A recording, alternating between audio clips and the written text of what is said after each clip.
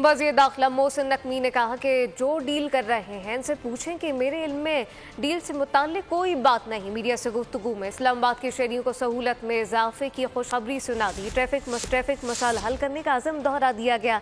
वफाकी दारुल हुकूमत को सिग्नल फ्री बनाने का ऐलान किया गया है। कहा कि हुकूमत पासपोर्ट अथॉरिटी के क़याम से मुताल्लिक गौर कर रही है।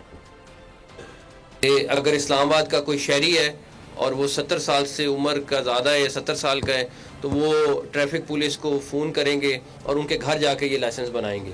तो ये एक और फैसिलिटी है जो हम इस्लामाबाद के शहरियों के लिए ऐड कर रहे हैं। और ट्रैफिक का प्रॉब्लम हमने हल करना है, मैक्सिमम इसको सिग्नल फ्री करना है शहर को। और जहाँ ट्रैफिक जो पासपोर्ट का डिले का इशू है वो एक मिसमैनेजमेंट हुई है, डिले आ रहा है, चंद माह का डिले आ रहा है।